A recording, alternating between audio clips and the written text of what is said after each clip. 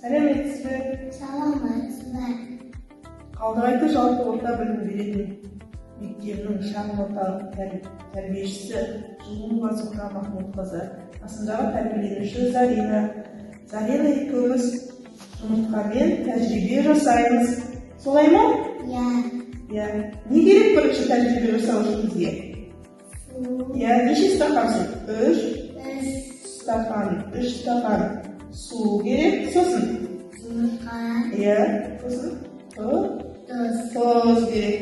Бірінші не істейміз? Бірінші стақанымызға жұмыртқаны Аламыз. Иә, аламыз. Жұмыртқаны алып сала ғой.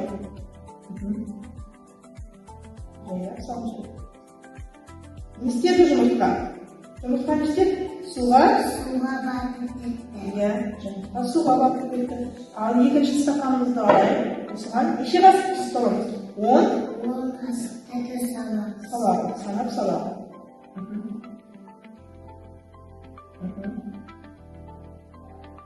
Bir, iki, üç, dört, beş, altı, yedi, sekiz, dokuz, on. İsteyimiz mi? Жақсылап тұзды бұлғаймыз, солай ма? Иә.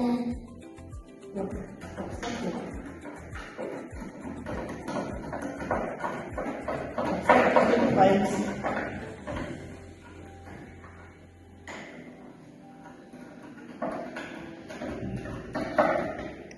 Ал енді жұмыртқаны саламыз.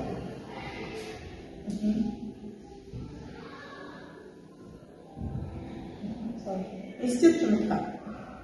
Судың бетінде қалқып жүр, солай ма? Иә. Неше қасық салдық бұған? 10 қасық салдық. Иә, енді мынаған неше қасық тұз саламыз? 3 қасық саламыз. 3 қасық тұз саламыз. 1, 2, 3. Енді бұлғаймыз, араластырамыз. Өзгергенше араластырамыз. Ал енді жұмыртқаны саламыз. Ойлап саламыз. Істеп. Жұмыртқа судың ортасында да, ал мынада судың бетінде, мынада судың астына батып кетті, солай ма? Иә. Сонда қалай екен балалар? Жұмыртқамен дұрыс салғанда, 10 қасық дұрыс салғанда су стақанның бетінде, ал 3 қасық салсақ ортасында, солай ма? Иә. Саған тәжірибе ұнады ма? Иә. Жарайды.